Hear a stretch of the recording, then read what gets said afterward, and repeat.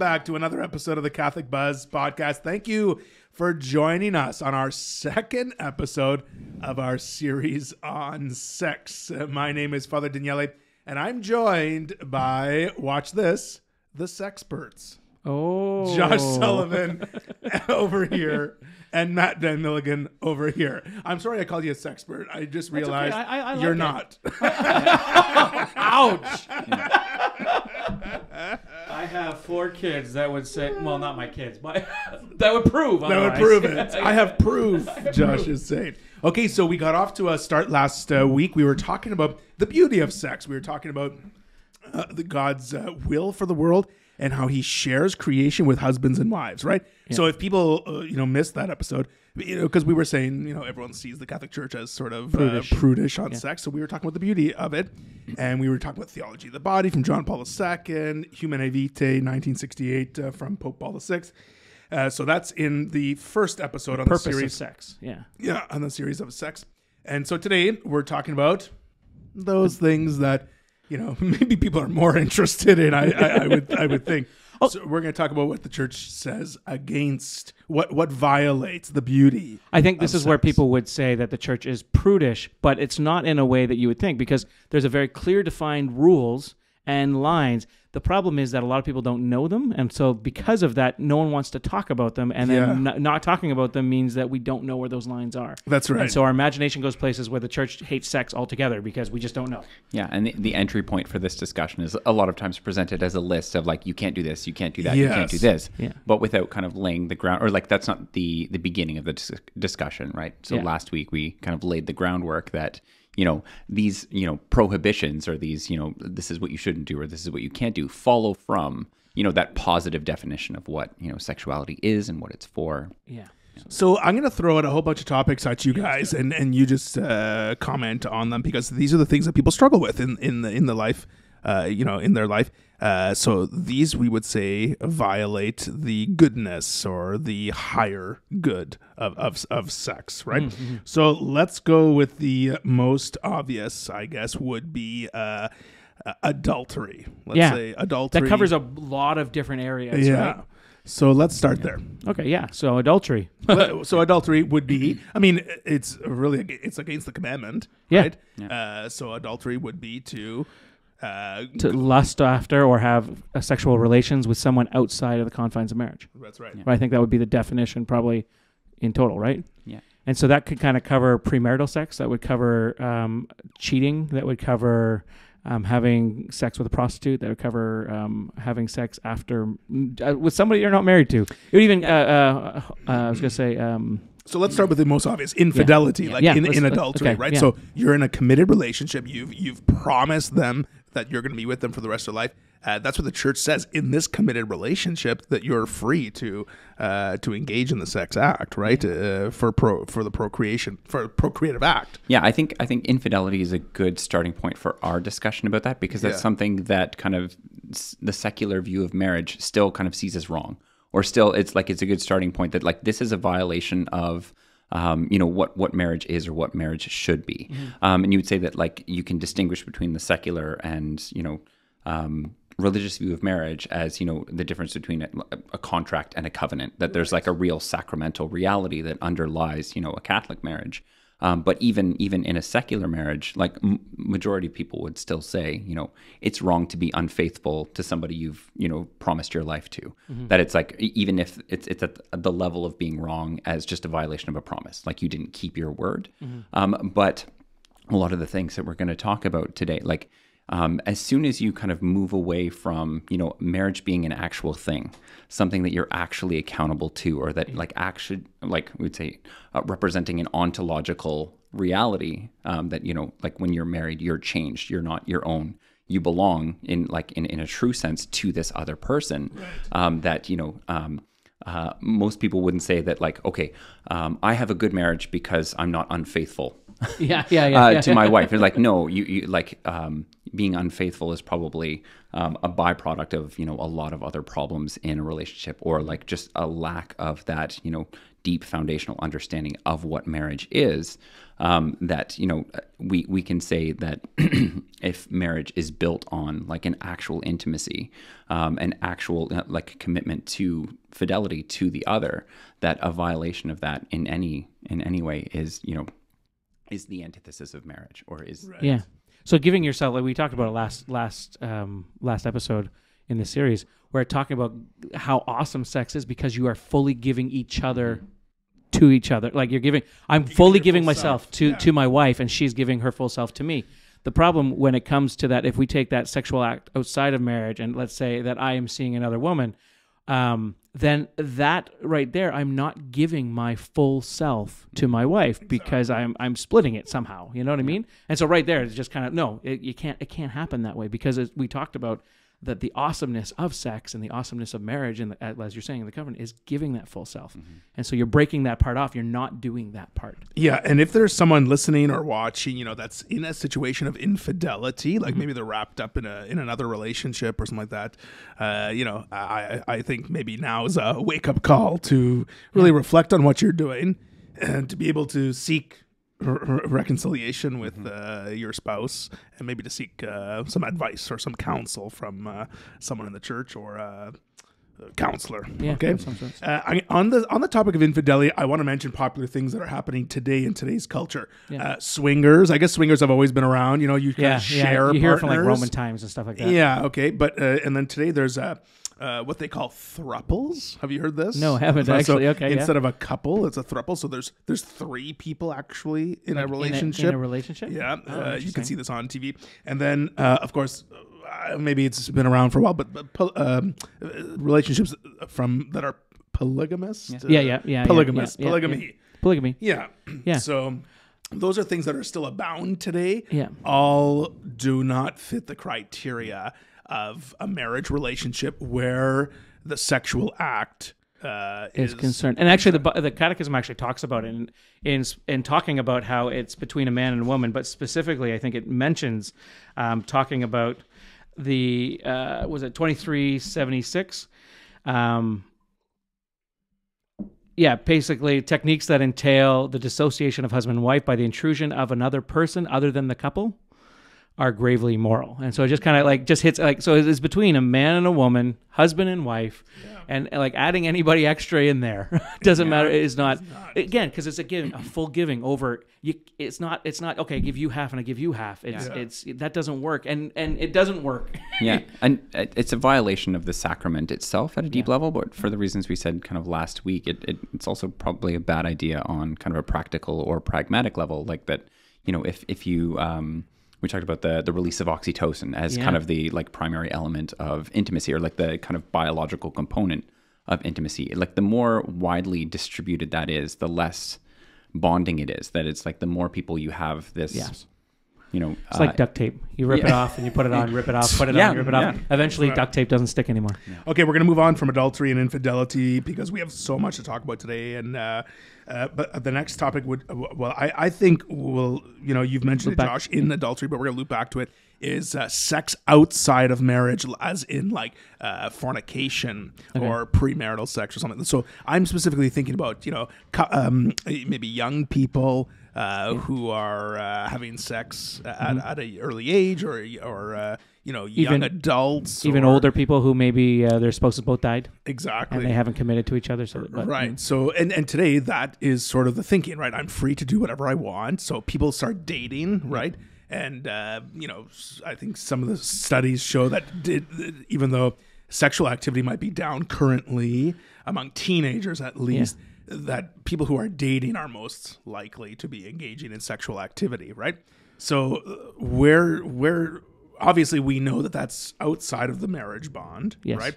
So what could you say to people in that situation that would get them to really think twice about what they're doing? Where are you going? That's what I'm going to ask. Yeah. Not you, but like the people. Yeah. Where are you going in your relationship? If your relationship is going towards marriage, then just do the deed. Like not, sorry, Pardon? Go get married. Yes. Like, don't like if you're in your 20s and your 30s and you're like, I think a lot of times people again put off having babies and bonding, if you will, to use a term from last week, for selfish reasons a lot of times. Well, I want to be financially set. I want to be financially stable. I want to have my own job. I want to have my own career. I want to do this. I want to do that.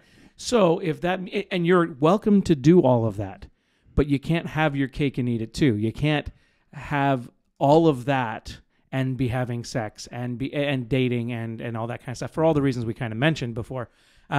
So you got to figure out what your priority is. And if your priority is to raise a family, trust me when I say you want to be doing that in your 20s rather than in your 40s.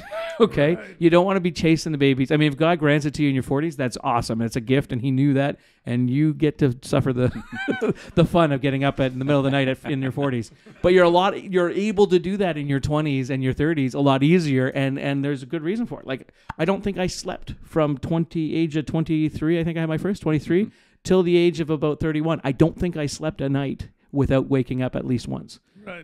So and the argument would be from college students, university students, or even other people outside of that age group would be like, well, how do I know this is the one I'm going to marry? Like you wouldn't buy a car without testing it. They would say, like sort of linking human beings to an object, which in itself is wrong, right? But this is the thinking of today.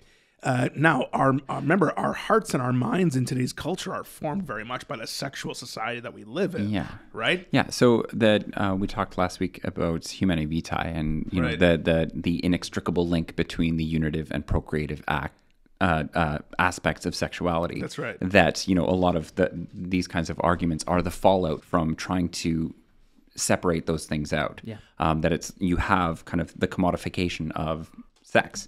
You have, treating people like cars. Yes. You have this idea that it's like, this one aspect of, the vehicle needs to work out, or I'm not making a purchase. That you actually have this kind of language of economic exchange. Exactly. That Pope Paul VI said was going to be one of the consequences. So, towards the end of the document, he says, if society at large embraces that idea that unitive and procreative are completely distinct aspects of that. You're going to have, gross objectification of women. You're going to have, the commodification of sex, and you're like kind of all of the things that we're encountering as, arguments against the church's view of sexuality was kind of anticipated by Pope. Yeah. See, my problem, the wisdom of Pope Paul VI. My problem too, when you say something about you got to test drive the car, but you wouldn't buy a car without test driving it, right away, the only purpose for your car is to drive it. Okay? And so it's to get around. It's to get around, but like that's the purpose, and so that makes sense. People aren't to get around. Marriage in itself is so much more. Sex plays a part of it, but it's so much more than that. And sometimes you might not understand that or realize that when you're in your 18, 19, 20, 30, but as you get older, and we all know the jokes, and we all know the fun things with the little blue pills and all that other fun stuff, but sex doesn't happen all the time. It's not something that you do 24/7. It's something that you're not thinking about necessarily 24/7 as you get older, even though you might be when you're 18, 19, 20, right? Yeah. And so that people might not understand that, but your relationship, while sex is a part of that, think of it more as like maybe you're buying the whole college. You're buying your bus pass as well as your room and board, as well as all the other stuff that comes along with it. You don't necessarily need to get on the bus first. Does that make sense? You know that the bus is there and it's going to happen. Yeah. You're going to have to take the bus up to the college. But you're not necessarily, you're talking about the room and board and everything else. You've got the whole big package, right? Makes sense? I guess so. I would implore young people in that situation to really think about what they're doing in that situation. I really believe that people who jump into a sexual relationship so early aren't, and especially after on the first date or after a few dates or whatever, they're not really being respectful of each other. No. And they, everyone has their level of arousal maybe, and they want to. Young people might want to jump each other's bones if they still say that, But to really think about, how you are treating one another. you're basically using someone like a vehicle. Yeah, if you would, using that example. And then oftentimes that's it. Especially in the young men who, smooth talk young ladies and just to have sex, then they stop talking to them or whatever it might be. This is wrong. This behavior is wrong. This culture where we're counting how many people we have sex with is wrong. There's something seriously wrong with it. And I implore young people to really think twice about what they're doing. Plus, that's not to mention the mental distress that it comes with after someone's abandoned, after that intimacy. That doesn't count for the STDs or STIs, I think they call them now, that are on the rise in communities. There's a whole bunch of issues there that we could keep going on. Well, let's look at part of that too. Why men in particular, it's not only men, but a lot of times stereotypically, which means a large percentage of men they feel love physically. Yeah. Does that make sense? And so, like, we talk about love languages and stuff when you get into different areas, but a lot of times men feel love physically. And so that's a brush of the hair. It's a hand on the shoulder. It's holding hands. It's little things like that. But the ultimate form of love is sex. And what they're creating is that ultimate form of love, which again comes into that. So for women, I'm telling you as women, you don't want to give up that ultimate form of love because if you're not in that part of the relationship. And for men, you need to look at a different way to express that love until you are able to to enter into the bonds of marriage. And so things like we talk about how men aren't respecting women the way they used to. We don't hold open doors or pull out chairs or open doors of the car and everything else. Chivalry. Chivalry's dead, right? And that is the saying.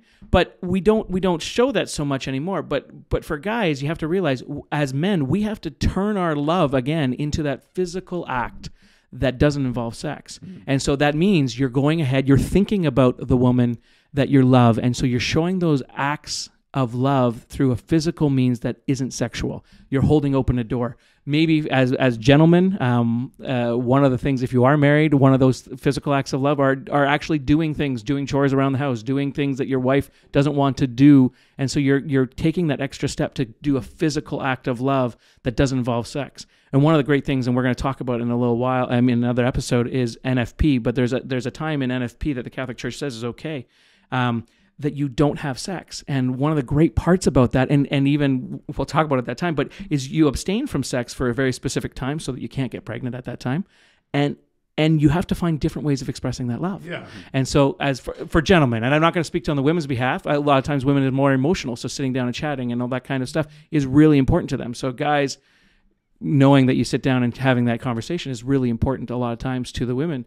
And women understanding that that's the case. A lot of times women will feel a lot more rowdy, let's say, after an intimate discussion or moment. Like that is part of it, And so guys, we talk about guys are light switches. They can flick on and off, and girls are more of an iron when it comes to, so it takes time and discussion and those kinds of things when we're talking about sex. You've said that before, right? That many times you before. Had that one already. I was thinking about you. I was like, oh, okay. That's good. Yeah. Okay. I've talked to teenagers many times. I really we're past the halfway point of our episode, but I really want to talk about contraception. Yes. Because that's going to take up a lot of our conversation. But just quickly before we get to contraception, obviously we have to mention here when we're talking about violations of the Sex Act, rape and incest. Yeah.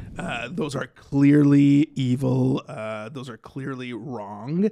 And the church has always spoke out against those. They have very specific things about rape and incest. I think maybe that's probably self-explanatory why the church is against that. Prostitution, paying for the Sex Act, obviously goes back to how we treat people, right? Mm-hmm. Now we're actually physically paying money to engage in the Sex Act. This is a horrible way how to treat people, and the church says that is a moral evil.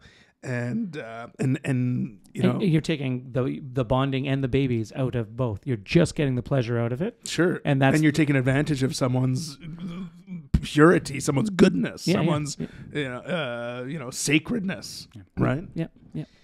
Okay, and then we talked about dating. You know, what's the purpose of dating? I think you mentioned that already. That the purpose of dating, of course, is we're trying to find our life partner. We're trying to find our spouse. We're trying to find the one that God has placed in our life to share in the sacrament of marriage, and to have people realize, like, yes, we are, we're men in our 40s talking about this, but it wasn't so long ago that we were teenagers, and like the sexual revolution still was happening at that time. Yeah, you know what I mean? Like, we went through our teenage years. There was stuff going on. There was things that happened. We know what it is to be tempted. We know what it is. It's not like we're saying, oh yeah, we're never tempted. Yeah, of course. Like but it does happen, and it is a thing, especially for teenagers, to understand and realize that you're not the first ones going through this.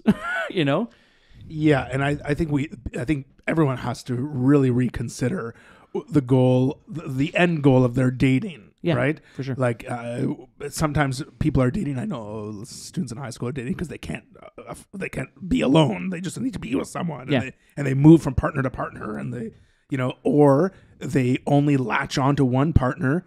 And they don't talk to anyone else. Like, they have no friends. They have no one outside that relationship, which is also unhealthy, right? So there's lots of things that happen there. For the couples that are dating, then let's say that I was me and my girlfriend at the time. Me and my girlfriend are dating, and we're pursuing marriage. Yeah. One of the good things that I talk to teenagers a lot about is putting boundaries in front.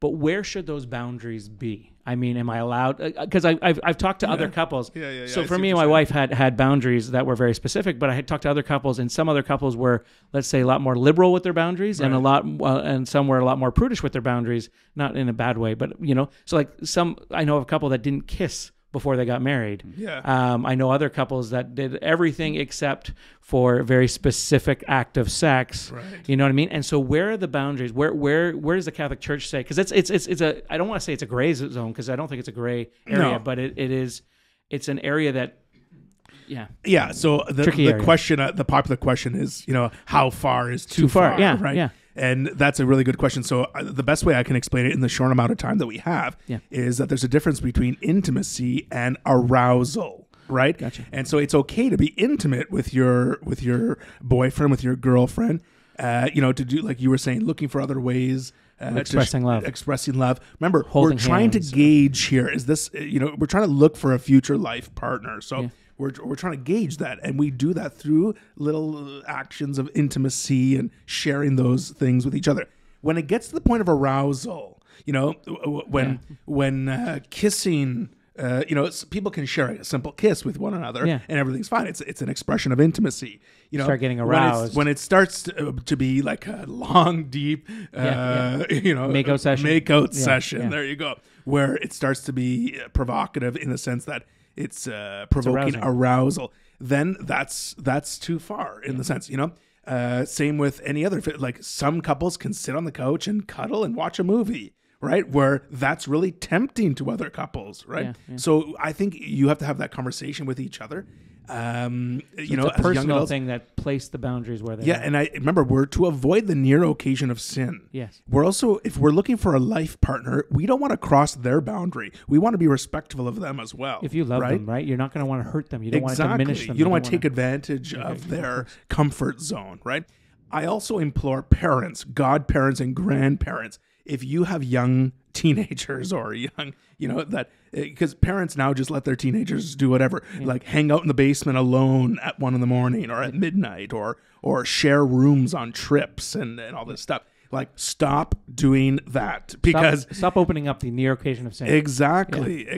When left alone, teenagers are not making good decisions. They need your counsel. They need your good example. And parents who you might be thinking, well, my daughter, she's good. She won't do that. Or my son, he's good. He won't be doing that. Remember when you were that age. Yeah, come on. Remember when you were that age. Hormones trump all. Exactly. Even Matt has stories he could share from as a teenager, right? So stop doing that and really, really start to really look at these situations, because they're not learning about the responsibility or the importance of the sacredness of being intimate with someone if you're allowing them to skip a whole bunch of if you're allowing hormones to trump up, then you don't have dogs don't have self-control, Right. right? And so you're a human. You're not a dog. All right. I said we were trying to Sorry, be yeah. fast. We went off. So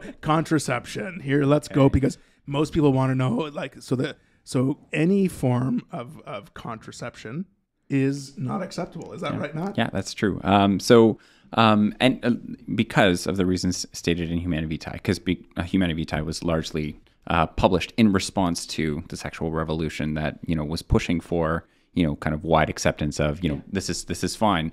But, it reinforced the point that, if you separate out the unitive and the procreative, you run into a lot of problems, and not least of which is kind of the commodification of sex, the separation of, intimate, non-sexual intimacy from the sex act itself. And contraception is kind of a physical barrier to the unitive aspect of Literally a physical barrier in some cases, right? Yeah. Yeah. And so we're talking about contraception in all forms. So we're talking about the condom, right? We're talking about the birth control pill. Yeah. We're talking about, there's so many available. Well, and there's certain things like, is it IUD? IUDs, right? Yeah. IUDs and birth control, in particularly pills that you're taking, they're like, those are to prevent the fertilized egg, which means there's a baby there, right, from attaching to the uterus. And so there's other we talked about it last week, I guess it was, in abortion, but a couple weeks ago. But there's a couple reasons why the pill might not necessarily be a good thing. And other than the chemicals and everything else, it's also not allowing that fertilized egg to plant itself in the uterus. And so what happens is the fertilized egg, the baby, because remember, we believe that life begins at conception, gets flushed out of the system. Same thing with the IUD. Same thing with a lot of those methods of birth control. When it comes to condoms, however, it's different. You're preventing the sperm from reaching the egg. So that's where you're getting into the... barrier methods are a barrier to the unitive and procreative, and non-barrier methods are a barrier to the procreative. And as you were saying, that like their primary function is different, but something like the pill is to prevent ovulation in the first place a lot of times, but the backup mechanism, or like the secondary mechanism, is to irritate the uterine lining so much that an egg won't implant. And so, and like we said before too, if you are diagnosed to take, if you have a prescription to take the pill for medical reasons, meaning that you need to regulate your system, or you can talk to your doctor about exactly what's going on there, and if it is, then maybe there's another option for you. But if there's not, still taking the pill and the primary reason is to regulate your cycles, then you just have to be very careful and watch your cycles so that if you don't have sex while you're fertile. Mm-hmm. And we'll talk about more about that in the NFP episode, where exactly those cycles happen and things happen, and what the church actually allows us to do in that area. But that's one. So when we're talking about, we've talked about contraception and different areas of contraception. What about the acts of sex that don't necessarily relate to conception, right? So I'm thinking, you're thinking like oral sex, anal sex, all those kind of things, right? Yeah. So the answer there is, pretty clear according to the church teaching, and it's that all sexual activity must be open to life, okay? Yeah. It doesn't mean that oral sex or any other stimulation is not allowed, but it does mean that orgasm must be... Josh, the football has to end in the end zone. The football in the end zone, yes. It has to form a touchdown or be able to have a touchdown, right? That's the idea. That's right. And so, like I said, loving stimulation is not prohibited by the church, but the fact is that everything has to be open to life. All sexual activity open to life. So the orgasm takes place. What I think the Catechism says is genital to genital. So sperm ending up outside of the vagina in any way, for any reason. Yes. That's the reason. That's where it stopped. And so, and also on that note, that it's also clear that neither partner should ever be pressured to do something sexually which takes them out of their comfort zone. Yeah. So if one of the spouses is constantly pushing for something, other stimulation or whatever like that, that's not acceptable. The church doesn't say that that's okay just because maybe the result of the sex does end. Yeah. through intercourse. And we were talking about it earlier, Matt, too, something about how the intent is supposed to be that orgasm is achieved together, right? Is that? Yeah, insofar as possible, because people don't always have control over, they like, but again, and a big part of it is, trusting in the goodwill of the other, and, your own good, that's, if you're doing your best, and honestly doing your best. You're not being selfish. Yes, right? exactly. And kind of comes down to it. Yeah, the intention must be good, Yeah. right? And I think that's really important. Also, like, I think it's worth mentioning, I think that there has to be both intent and full knowledge, right, in these situations. So let's say someone who, we're talking about the football in the end zone. We're talking about this, this all sexual acts ending in intercourse. So, what if someone ejaculates prematurely or something like that? Is that a grave sin? Well, that wasn't the intention of it, as right? long as that wasn't the intention. Exactly. Yeah. So just to rule that out as well. Still going to want to talk about it, and it's not going to happen every time, right? Right. But that's, Right, just because Matt mentioned that there was no control there over. Yeah, for sure. So one thing we didn't mention over contraception was also like sterilization, like vasectomies and things like that, right? So that is a clear break of cut, snip, whatever you want to call it, from being open to life. So that is not acceptable. People who say, I've had one kid, I've had 2 kids, now I'm going to have a vasectomy. That is not acceptable according to the Catholic Church. What does let's just say I'm a man and I've done that. What do I do now? Vasectomies in most cases are reversible. Okay. But again, if you're within the church, again, you would expect that conversation to happen beforehand, or but if I didn't know and it happened, that's because I know a lot of people that, like, even one time coming into the church basement as we're having breakfast, and Ward's bragging that he's sore because he just got snipped, and I'm thinking to myself, oh, you have no idea what the church teaches on this, and at that moment it wasn't the time to talk to him about it. But later on, having a conversation with them, like, what do they do in that situation? I mean, they talk, because obviously it's not, I mean, it, like you said, it's potentially reversible. So do they got to go back and have other surgery? Or it's a stumper, I know. So. I don't know specifically, but I believe, if they would need to make some... Be open to life. Whatever reparation is possible. Yes. Or, and again, if in the case that they didn't know that was unacceptable, their culpability is limited there also. But insofar as fulfilling their vocation of marriage, once they do have that knowledge, they should make whatever reparations possible. Yeah. Okay. What last one? Sorry. Okay. Quick. What about if you had surgery and it prevented you? It made you sterilize, whether it be a total hysterectomy or maybe it caused as a result of an illness. An illness of something. Oh, not that's a totally different story. Right? It's totally, that's totally different story. There's no intent there. So principle of double the intent. Good. That's what I want to make sure. Okay. Okay. So if people are wondering why we haven't mentioned pornography or masturbation today. It's because a whole episode is coming up on that topic of pornography. It needed its owe'. We're in a pandemic. Spoke about of pornography and masturbation. I was like, what's COVID got to do with this now? Yeah. I'm sure there's some overlap. Although there is actually, COVID has something to do with that. Yeah, sure. I guess so. We spoke about a lot of things today, and so thank you for this conversation. I'm sure people will find it helpful. Now, we only touched on them a little bit, right? So we could go into these a little more. So if people have any more questions, they can email us at thecatholicbuzzpodcast@gmail.com. Leave a comment on our YouTube, Facebook, or Instagram.